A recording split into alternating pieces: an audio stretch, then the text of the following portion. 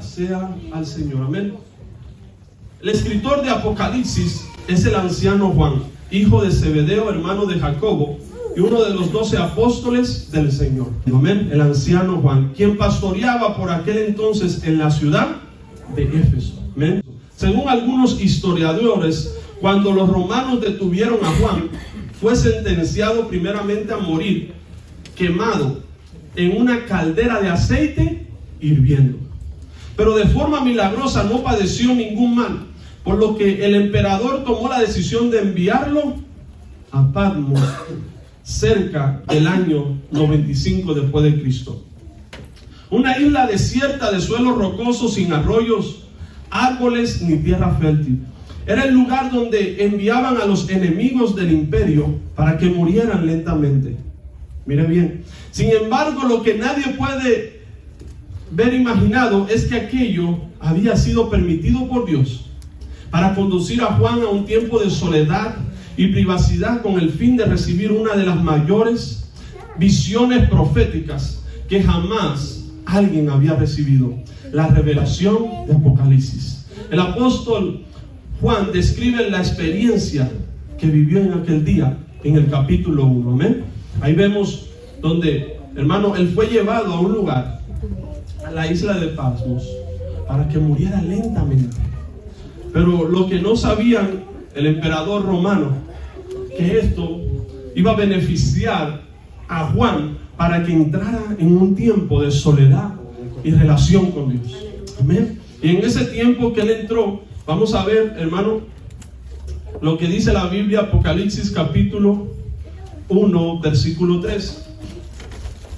Dice Apocalipsis capítulo 1, versículo 3: bienaventurado el que lee y los que oyen las profecías de esta, y los que oyen las palabras de esta profecía, y guarden las cosas en ella escritas, porque el tiempo está cerca. Bienaventurado.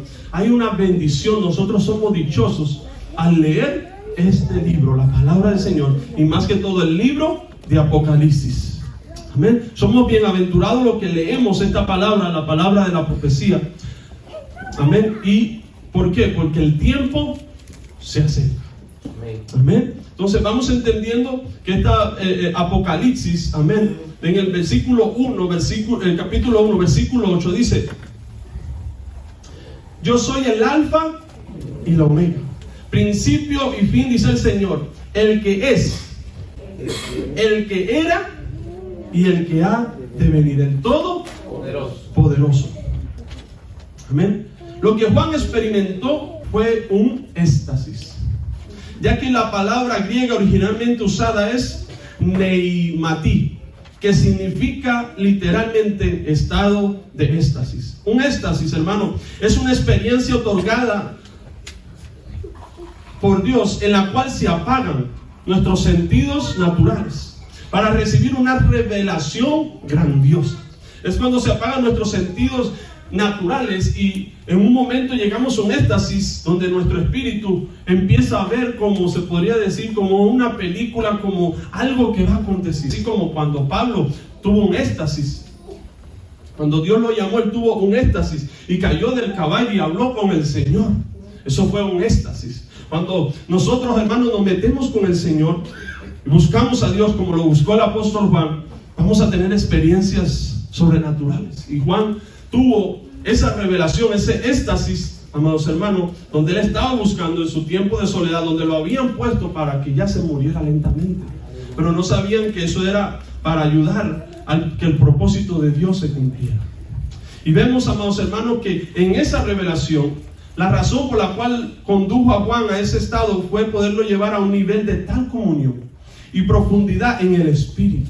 Por eso dice Juan, estaba ¿en qué? En el Espíritu. Fue un momento donde a Juan se le llevó a ese nivel de comunión y profundidad en el Espíritu para que pudiera recibir todo lo que le iba a revelar. Es entonces que, como primer suceso, Juan escucha detrás de sí una voz como de trompeta. En el 11 dice, en el versículo 11 dice, que decía: yo soy el alfa y la omega, el principio El primero y el último: escribe en un libro lo que ves y envíalo a las 7 iglesias que están en Asia: a Éfeso, a Esmirna, a Pergamo, a Tiatira, Sardis, Filadelfia y Laodicea. Amén. En el 9, vamos a leer un momentito, dice: yo, Juan, vuestro hermano y copartícipe vuestro en las tribulaciones. ¿Cuántos somos atribulados? Todos los días, mis hermanos, pasamos tribulaciones. Y Juan dijo: yo soy copartícipe con ustedes de las tribulaciones, de los momentos difíciles que pasamos en el reino y en la paciencia de Jesucristo. Estaba en la isla llamada Patmos por causa de la palabra de Dios y el testimonio de Jesucristo. Dice: yo estaba en el Espíritu en el día del Señor y oí detrás de mí una voz como de trompeta. ¿Amén? Lo que primero Juan narra en Apocalipsis es su visión de Jesús glorificado. Y eso fundamenta en que Él es el centro mismo de ese libro profético. ¿Quién es el centro del libro profético de Apocalipsis? Jesús. En el momento que el apóstol Juan recibe esta revelación, cada una de las iglesias, hermano, se encontraban atravesando por alguna situación particular. El Señor les hace una radiografía espiritual y les dice a cada una de ellas, nosotros no la hemos leído: yo conozco tus obras. Algo, hermano, que nos da a entender que era una iglesia. Cada una de esas iglesias tenían obras. Les expone su verdadera condición y les envía un mensaje, hermano, de corrección, exhortación o incluso de consuelo. Según la necesidad de cada una, en cada iglesia había una necesidad diferente espiritual. Amén. Como hoy en día vemos en cada iglesia, siempre hay una necesidad espiritual diferente. Cada iglesia tiene una necesidad diferente. No hay iglesia perfecta. No hay iglesia perfecta. La única iglesia perfecta es la que vamos a estar un día con el Señor, hermano. Cuando seamos arrebatados con el Señor, vamos a estar para siempre con Él. Ahí no va a haber pecado, ahí no va a haber falta, ahí no va a haber ningún error, ahí va a ser todo perfecto. ¿Amén? La iglesia de Éfeso, vamos a verla por unos minutos. Apocalipsis capítulo 2 dice: escribe al ángel de la iglesia en Éfeso, el que tiene las 7 estrellas en su diestra, el que anda en medio de los 7 calenderos, dice esto. En el Apocalipsis, las 7 iglesias no solamente fueron dedicadas al ángel de Jehová. Cuando significa el ángel de Jehová, al ángel de la iglesia se está refiriendo al pastor de esa iglesia. Y en el versículo 7, mire lo que dice: el que tiene oído, oiga lo que el Espíritu dice a las iglesias. Y no solamente se escribe al ángel de Jehová, las 7 iglesias, sino también se escribe al pueblo de Dios. Amén. Porque muchas veces se puede interpretar que dicen: no, esa parte no es para mí, es para el pastor. Sí, es para el pastor, pero leímos la otra parte y dice: a las iglesias.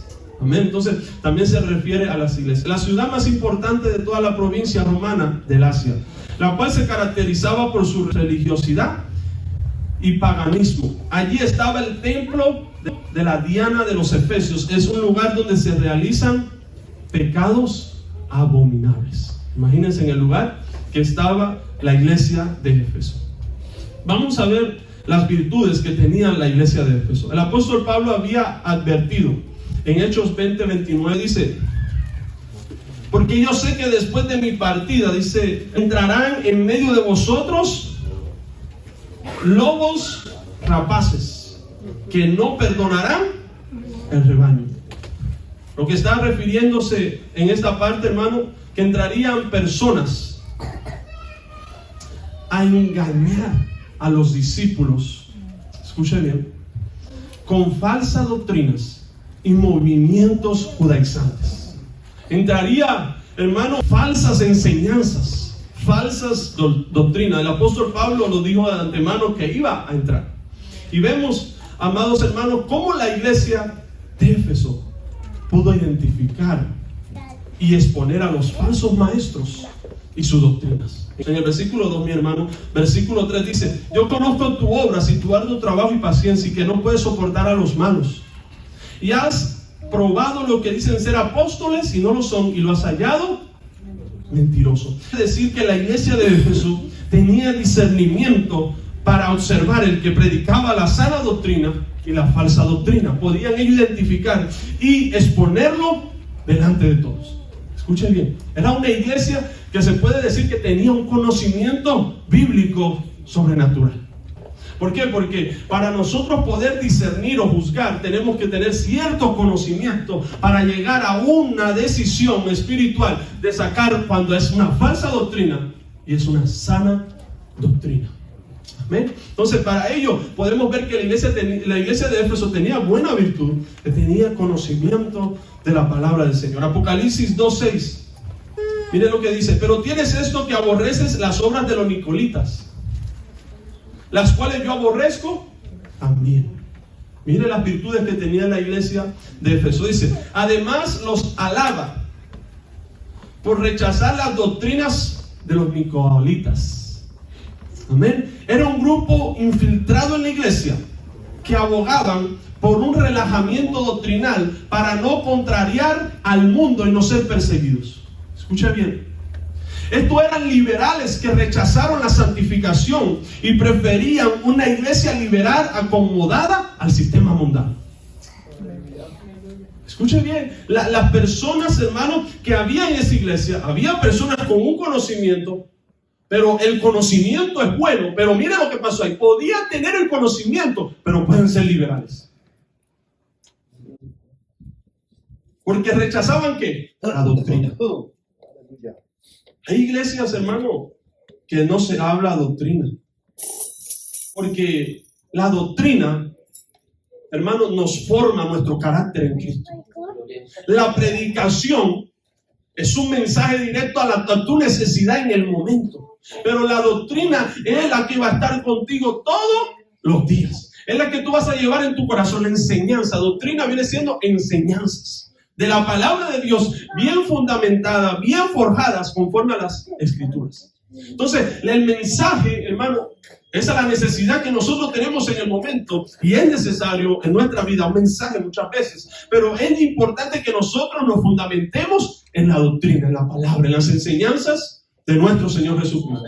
Amén. Entonces, vemos, hermano, lo que había pasado ahí. Se habían acomodado una iglesia al sistema mundano, y me imagino que habían ciertos que querían ser liberales y habían otros ciertos que guardaban la doctrina. Y me imagino que de vez en cuando había cierto problema. ¿Por qué? Porque uno eran liberales y otro eran sana doctrina. Miren lo que le dice el apóstol Juan, lo que está escribiendo, lo que el Espíritu le dijo. Dice: pero tienes esto, que aborrece las obras de los nicolaítas, los cuales yo también aborrezco. Escuche bien. Aleluya. Para que usted pueda entender el día de hoy la iglesia de Éfeso. A pesar de las virtudes que tenía la iglesia de Éfeso, hubo algo que el Señor le reprochó. El primer amor. Mire lo que le está reprochando. Le faltaba el primer amor. Habían perdido el primer amor. ¿Y qué es el primer amor? Es un deseo ferviente por el Señor. Una pasión por Dios, la cual nos llevan a amar al Señor. Eso que nos hace desear su presencia, orar, leer su palabra y pasar tiempo con Él a solas. Eso es el primer amor. Tener un deseo ferviente por cada día experimentar la presencia de Dios. Por cada día buscar a Dios en nuestro lugar secreto. Por cada día leer la palabra. Ese es el primer amor. Aleluya. Los primeros años en una pareja, en un matrimonio, son los años donde el amor está muy alto. Donde el amor está tan grande, hermano, donde hay muchos detalles. Donde hay mucha comunicación, donde hay mucho que hablar. Pero con los años, con el tiempo, por varias situaciones, se va deteriorando aquel primer amor.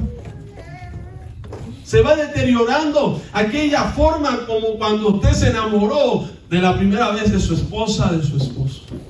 ¿Por qué? Porque en el transcurso pasan cosas que nos quieren poner en nuestra mente que dejemos de amar, que dejemos de tener ese primer amor hacia nuestra pareja, como hombre, como mujer, como la mujer hacia el hombre. Y pasa lo mismo en la vida cristiana. A medida que van pasando el tiempo y los años en la vida cristiana, hay muchas cosas que pasan y muchas cosas que acontecen en nuestra vida. Yo les aseguro, los que llevan 15 años pueden dar testimonio que han pasado muchas cosas. Tal vez han sido heridos, tal vez han sido lastimados, tal vez han sido ofendidos, tal vez han sido... ¿Qué le podría decir? Un sinnúmero de cosas podríamos decir. Los que llevan 10 años pueden contar su testimonio, su experiencia en todos esos 10 años, cómo le ha ido su vida. Los que llevan 5 años pueden comentar su experiencia y decir, en 5 años yo he hecho esto y esto. Los que llevan 3 años tal vez no tienen tanta experiencia de lo que ha pasado porque no han estado en el primer amor, no han estado dentro de una iglesia. Tal vez están con ese deseo de conocer a Dios, de experimentar a Dios. Pero el que ya va llevando muchos años, llega el momento donde se acomoda espiritualmente, donde llega ese conformismo, donde no quiere dar el extra, sino que piensa que se la sabe toda, que piensa que ya no necesita aprender de nadie más, que piensa, hermano, como decimos nosotros, la sabe toda, él sabe todo. Pero el que va en el primer amor, usted ve, hermano, que empieza con ese primer amor de decir, ¿cuándo es la oración? ¿Cuándo vamos a orar? ¿Cuándo vamos a tener estudio de la palabra? Me gusta, hermano, ver eso porque me da a entender que estamos en el primer amor. Cuando no estamos en el primer amor, pastor, si es mejor los domingos solamente un servicio, que con eso estamos súper bien. Porque ya no hay primer amor. Ya no, ir a la iglesia, me pesa. Aleluya. De nuevo la palabra. Gloria a Dios. Ya todo le pesa. Ya no quiere hacer nada para Dios. Hermano, vamos a hacer algo. Buscamos las 1000 excusas para no hacerlo. Porque ya perdimos el primer amor. Y eso le pasó a la iglesia de Éfeso. Mateo 22:37 dice: Jesús le dijo, amarás al Señor tu Dios con todo tu corazón y con toda tu alma y con toda tu mente. Este es el primero y grande mandamiento.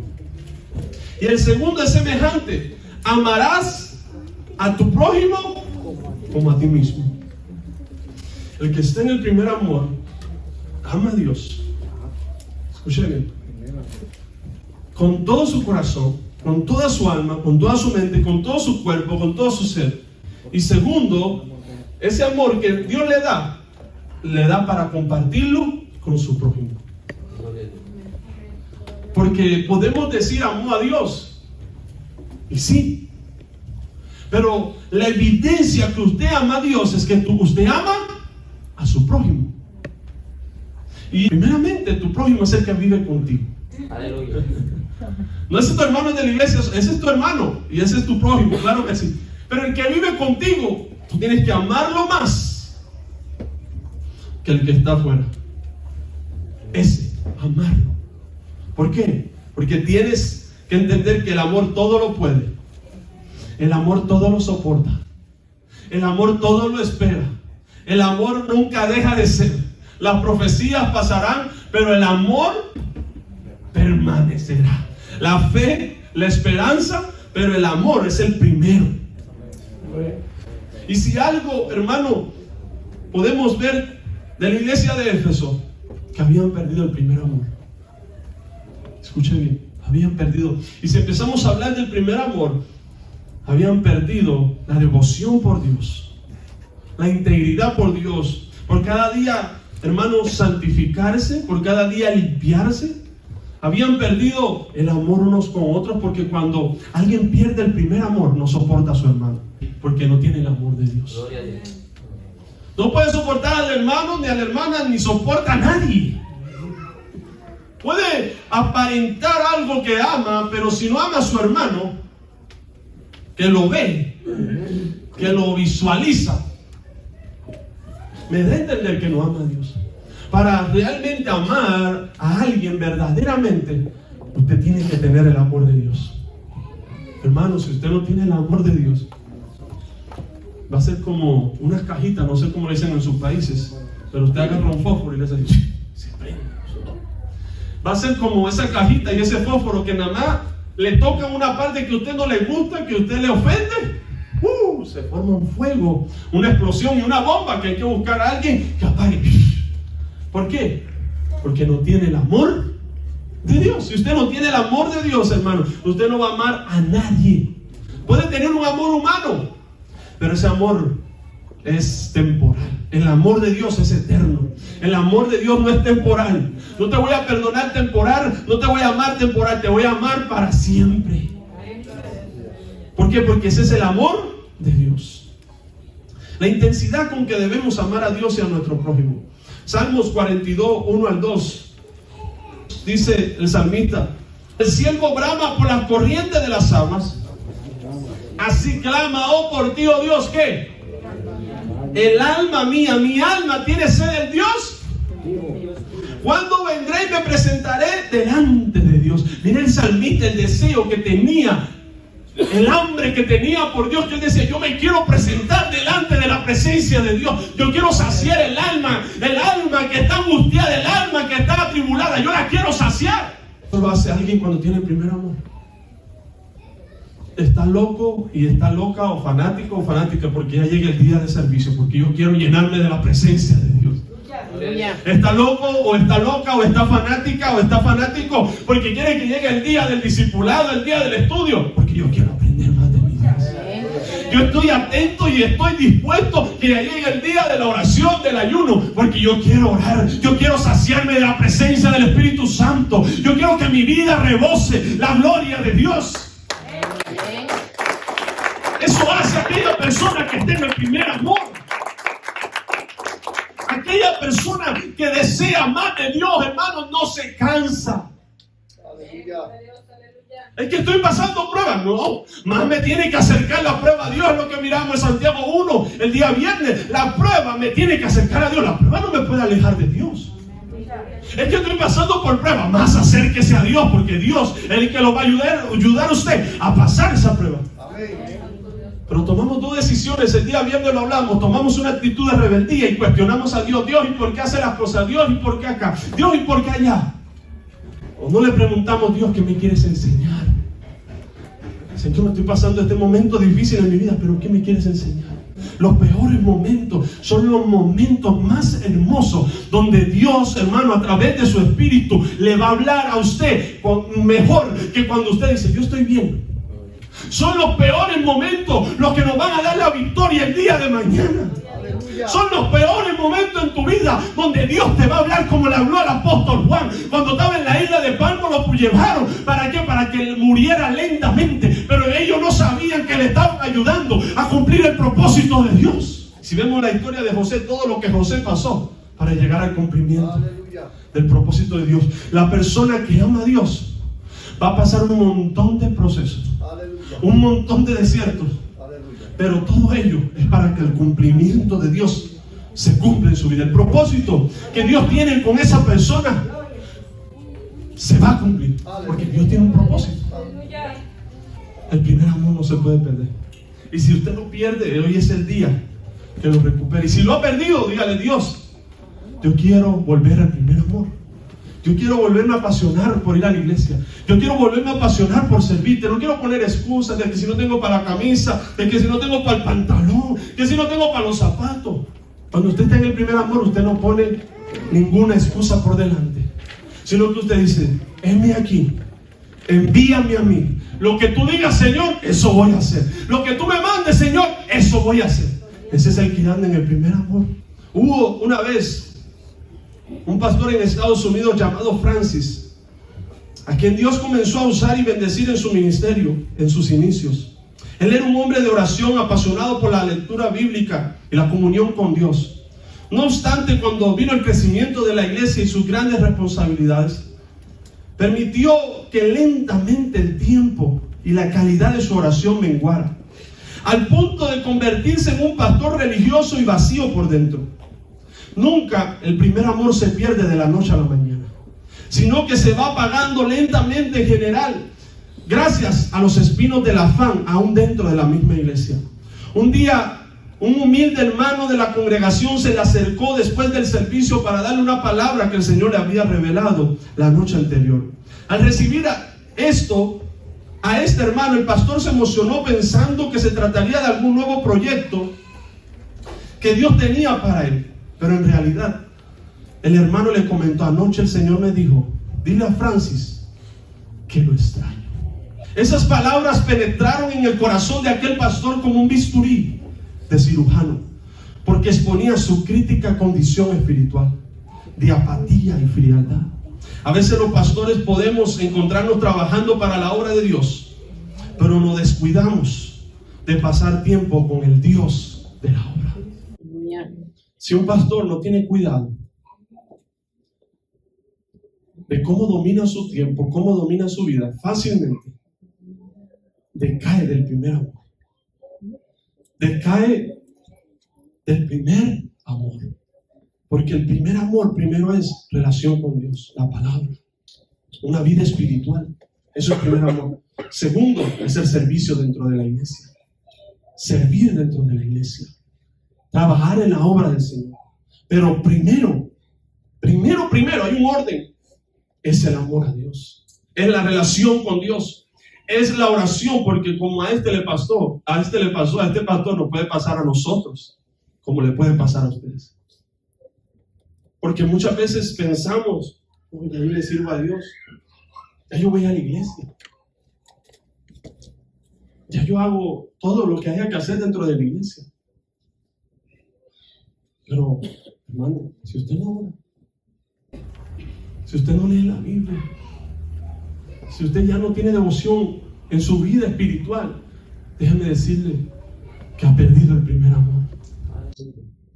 Ha perdido el primer amor, porque el primer amor es una vida primeramente de devoción a Dios. Segundo, es una vida de servicio a los demás, constantemente una vida de servir usted a los demás. Estar usted dispuesto a servir a lo que sea a los demás. Así como Marta, que aunque estaba sirviendo a Dios, había descuidado la mejor parte que María había escogido, sentarse a los pies de los maestros.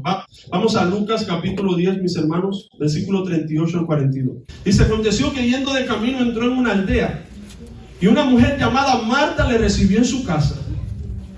Esta tenía una hermana que se llamaba María, la cual, sentándose a los pies de Jesús, oía su palabra. Es lo que hacía María. Pero Marta se preocupaba con muchos quehaceres, y acercándose dijo: Señor, ¿no te da cuidado que mi hermana me deje servir sola? Dile pues que me ayude. Respondiendo Jesús le dijo: Marta, ¿cómo le dijo Jesús?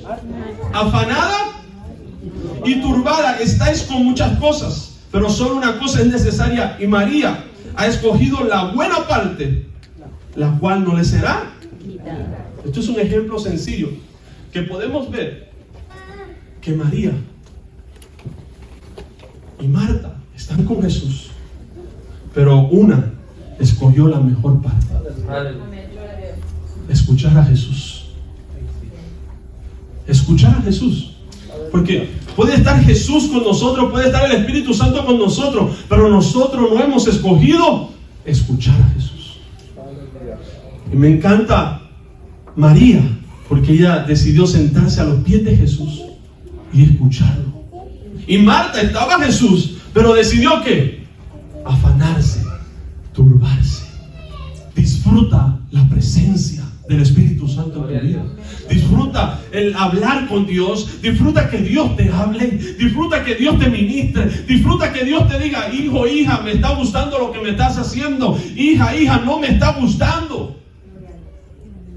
Cuando tenemos una relación con Dios, empezamos a oír a Dios de diferentes maneras, de diferentes formas. Y no tiene que venir un profeta, no tiene que venir el pastor a decirte tú andas mal, sino que usted mismo en su espíritu dice: Señor, yo sé que te he fallado.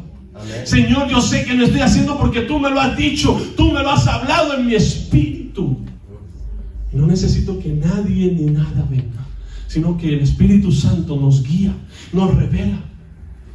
A veces, hermanos, como pastor, yo veo muchos errores, pero siempre le digo: si el Espíritu Santo no me dice que lo diga, yo lo puedo ver con mis ojos porque tengo el Espíritu no da discernimiento, pero no todo lo que revela el Espíritu lo podemos decir o hablar, porque no todos van a entender o no todos se van a edificar. Algunos se pueden ofender porque no tienen el Espíritu de Dios. Tenemos que entender que cuando el Espíritu de Dios está en nosotros, podemos visualizar nuestra vida espiritual. El Espíritu revela las cosas más profundas que usted y yo podemos conocer. El Espíritu las revela.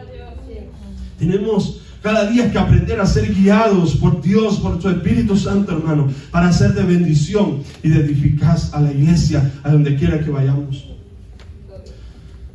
¿Cómo recuperar el primer amor por Dios? Y en esto aquí voy a terminar. ¿Cómo recuperar el amor?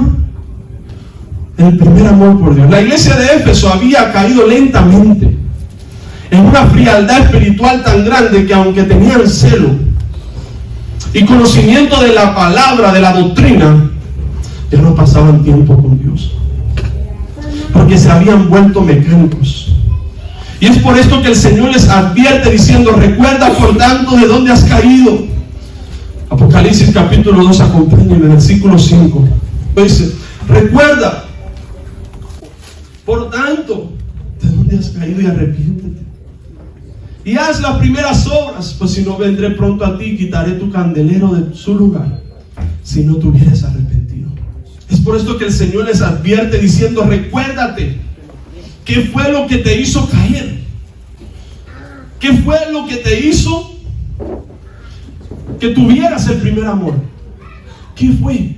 Recuérdate por un momento que te separó del primer amor por mí. Recuerda, pero después de recordarte, arrepiéntete.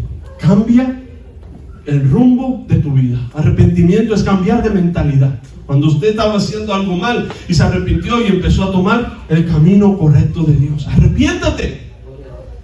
Cambia tu vida. Cambia tu forma de pensar, cambia tu mentalidad, porque el cambio no empieza en otro lugar que no sea en tu corazón, que no sea en tu mente. El cambiar no empieza en nadie más. Es que yo quiero ver cambio en mi persona acá, o yo quiero ver cambio en la iglesia. Yo tengo que empezar a cambiar. Es que yo quiero ver que los hermanos le sirvan a Dios. Yo tengo que empezar a servirle a Dios, no importando si los hermanos no le quieren servir. Yo tengo que dar el ejemplo. Pero muchas veces ponemos condiciones y le decimos: Dios, yo te sirvo, sí, pero si mi hermano, si mi hermana. No, hermano, no hay condiciones para servirle a Dios. No podemos poner condiciones. A Dios se le sirve por amor. A Dios se le sirve por amor.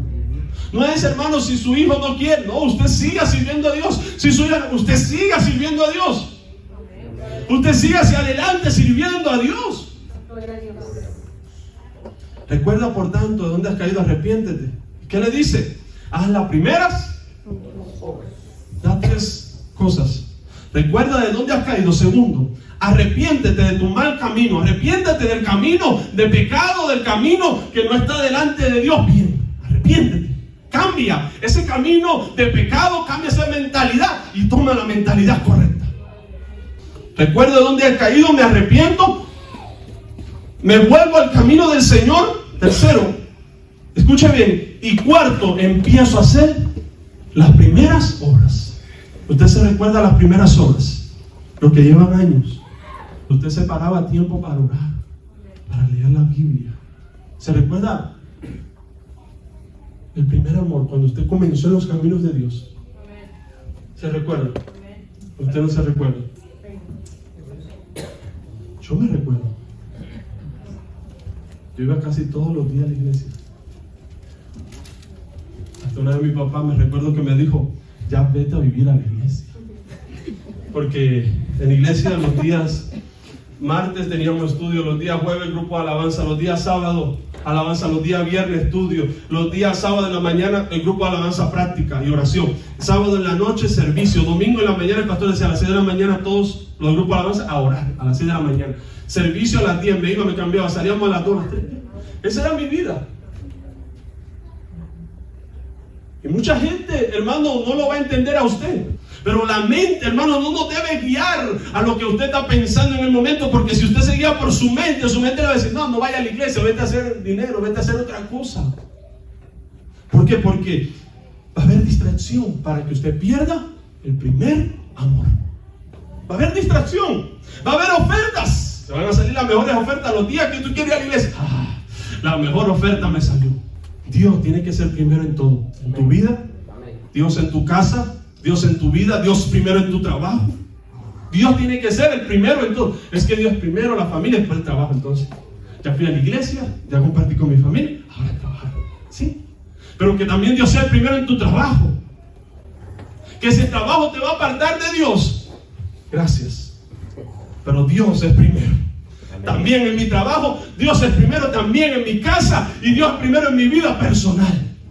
Dios no es lo último cuando lo necesito, Dios es primero. Entonces, primero, recordar de dónde ha caído. Segundo, arrepentirse y volver de su malo camino. Tercero, hermano, empezar a hacer lo que antes usted hacía: orar, ayunar, servir, leer la Biblia, hacer las cosas que usted comenzó a hacer en el primer amor. Y si usted no experimentó el primer amor, el que fue salvo desde el primer momento empezó en el primer amor. El que fue salvo. El que no fue salvo, ¿qué está hablando el pastor del primer amor? Vas a ver qué es eso. Porque no fue salvo, no aceptó a Dios con el corazón, no lo creyó con su boca, no fue salvo.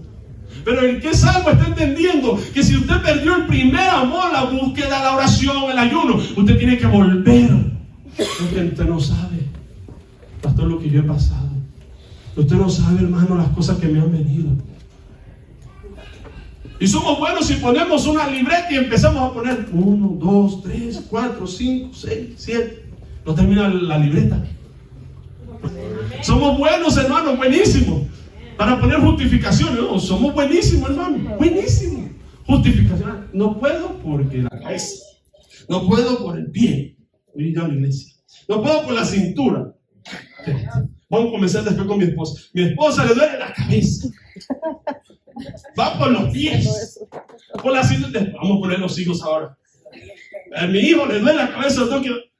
Somos buenos, hermano, para poner justificación. Es que el carro no quiere aprender hoy, pero para aprender parte del trabajo, no. Ese sí va a fallar y que lo prenda porque lo prenda. Somos buenos para... No, es que la iglesia no me quiere. Es que la iglesia no me ama.